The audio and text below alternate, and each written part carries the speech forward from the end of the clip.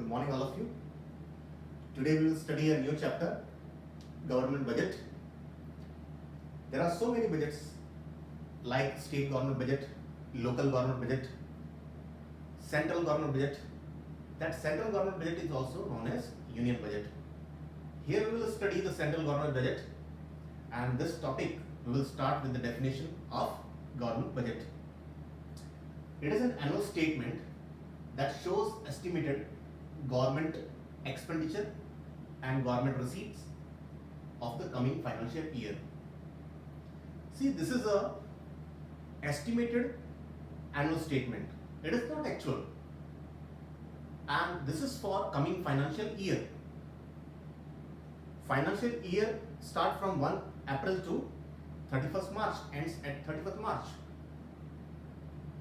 During this period, whatever the government want to expend in an economy and whatever that government earn from an economy, its annual statement, estimated annual statement, is known as government budget. This government budget have so many objectives. Here we will see the objectives. Now, why we study this objective? See, to fulfill this objective, government is preparing the budget according to that. So each and every government, each and every country have some objectives, and the government want to fulfill that objective, and to fulfill that objective, government is preparing budget according to that. So we will start this objective, and first objective is given here: redistribution of income. See, already income is distributed among the 4 factors: land, labor, capital, entrepreneur. This income is distributed. Now, government want to redistribute again. Why? Because there is a inequality in an economy. In our economy, there is a huge gap between rich and poor, and government want to fill up that gap, and to filling up that gap, government want to redistribute the income. So the government want to reduce the inequality in an economy, and government want to promote inclusive growth. Inclusive growth means growth of whole society, growth of all the peoples, not only the some section of the people. See, some are very rich and some are very poor. Government don't want that type of discrimination, that type of inequality in an economy. Government wants equality, and for that, government imposes the taxes on rich people. By imposing these taxes, government earn the money. It's a government receipt, and government reduces the purchasing power of rich people. On the other hand, government gives the subsidy to the poor people because they have a less purchasing power. So whatever the government earning from the taxes, by imposing more taxes on the rich people, whatever the government earn, whatever the government receive, government expend from that receipt for the welfare of the poor people. Government gives subsidies to the poor people. Government gives unemployment compensation to the poor people. Old age pension, this type of expenditure government is conducted for the poor people. So government want to increase the purchasing power of the poor people, and that's why government prepare the budget according to that. So government imposes more taxes on rich people and gives subsidies to the poor people. So in this way, government is redistributing the income. The higher income group, again this, whatever the income they have received, government takes some receipt from that, and government expend on poor people. By this activity, government redistribute the income, and by this government want to establish economic equality in an economy. So this is one objective of the government budget. Now we see the second objective, reallocation of resource. Here also you can see that reallocation, it means already the resources are allocated for different sectors. Government again reallocating that resource, and government uses this budget to reallocate that resource, because the resources are limited and they have alternative uses and we have unlimited wants. That's why the government reallocating the resource. So how the government is fulfilling this objective? Government imposes the higher taxes which are producing the harmful goods. The units which are producing harmful goods, the producer which are producing harmful goods, government imposes higher taxes on that sectors. So government discourages that sector, like the production of liquor and cigarette. So many private producer, they want higher profit. That's why they employ all the resources for the production of liquor and cigarette, because they are getting a huge amount of money from them. They are getting a profit. They didn't think about the welfare of the society, because they are earning. That's why they employed most of the resources for the production of harmful goods. But the government have a responsibility of social welfare. That's why what the government is doing, government gives the concession to the sectors which are producing welfare goods.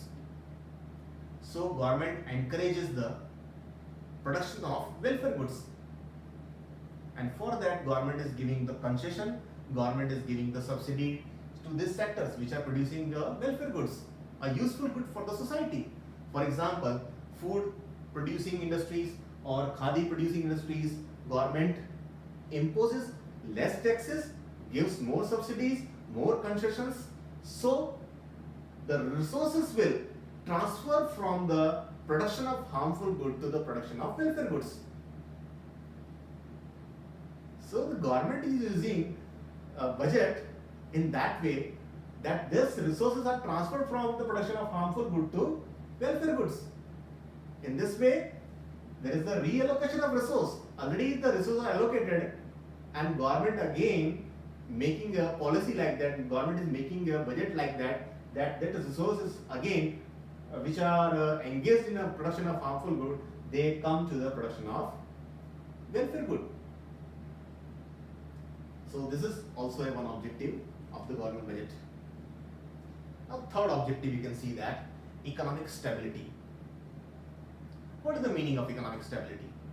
Economic stability means absence of fluctuation of price. It means that when there is a fluctuation in the price, economy is unstable, and that is not a good sign for an economy. If we want to develop our nation, if we want to invest in any sector, if economy is unstable, we will not invest. So government want to make economy stable, and for that also government using the budget. Government is preparing the budget to stabilize the economy. So when the instability comes in an economy, when there is a situation of inflation or deflation, there are two terms, deflation and inflation. Now deflation means the prices are very, very, very low in an economy, and when the prices are low, the producer will not produce the goods, and that's why people will not get the employment, and if there is a less employment, the people will demand very less, again the production will go down. So in that way prices goes down and down and down. So that situation is a deflation situation, which is a disease for an economy. To come out from that situation, The economy is in deflation and government want to take out that economy from the deflation situation to the stability situation. The government using the budget. Now we can see how the government is using the budget here. Government making more expenditure. Government increases the expenditure on the public works for the production of dams, road, education, health. Government is expending money. In this way, the people will get more employment, and when they get a more employment, they have a good money in their hand. They will demand goods, the production increases, employment increases, and in this way, the deflation which comes in an economy, that goes from the economy. Again, the price will rise. Why the price will rise? Because demand increases. And when demand increases, why the demand increases? Because there is employment. Why there is employment increases? Because there is a production. Okay. And so in this situation, we can see that government making more expenditure. Government expenditure increase in this situation. And government reduces the taxes. Because when the government reduces the taxes, people have more money in their hand. Their purchasing power increases. When the government imposes less taxes, it means we have a more money in hand to expend to purchasing for the goods. So government reduces the taxes and increases the expenditure. And this is a situation of deficit budget. It means that in deflation, government uses the deficit budget. In deficit budget, our expenditure is more than our receipts. So government uses here deficit budget, and government remove the deflation from an economy. On the other hand, if there is an inflation in an economy, inflation means when the price is very high in economy, general price level of the goods are very high. See, inflation also eats the growth of the nation, and this situation is also economic instability. Now in this situation, government want to make economic stability. Now what the government will do? Government, again you can see reverse of this. Government reduce the expenditure. Why the reducing the government expenditure? Because the people already have a money and they are demanding more. That's why the prices are going high and high. To reduce that price, government reduces the expenditure for public works and different type of works. And government increases the taxes because the people are demanding more and there is an inflation in an economy. So government imposes more taxes. So the purchasing power goes very down, or the people will demand less and the price goes down. In this situation, taking this step, government control the inflation in an economy. Here, what type of budget is using government? Surplus budget. In surplus budget, government's receipt is more than government expenditure. Government receipts are more than government expenditure. So government uses surplus budget in case of inflation. And by this, government stabilizing the economy. Because the stabilization is very important. If there is a stabilization, the investment increases and our growth rate also increases. So this is a third objective of government budget. Now we can see the fourth objective, that is management of public enterprises. Large number of public enterprises are there. For example, Hindustan Petroleum, Bharat Petroleum, MTNL, BSNL, ONGC, the different sectors are there. See, these are the PSUs, public sector undertakings, and government is getting profit out of this public sector units. It means government is getting a huge amount of government receipt from this public sector undertakings. So government always encourages these industries because these are very useful for the society. They are very useful for the social welfare. And these are the key industries. Government always promoting these industries, And whenever there is a requirement of financial help, government is providing financial help to these industries also. So government is managing this enterprises, and for this government is making the budget accordingly. See, the next objective is growth function. You all of you know that each and every nation want to grow. Today in society, in today's scenario, we can see that our economy is a $3 trillion economy, and now the government have an aim of $5 trillion economy. It means government want to grow our nation, government want to increase our GDP, and that's why the government want to increase the production. To increase the production, government have to make some provision to increase the investment and saving, and that's why the government implementing so many projects like Make in India project. In this way, government is encouraging the investor to invest more and more money in our economy, and foreign investor FDI also comes. When they invest more, the production increases, our GDP also increases, and our nation will grow.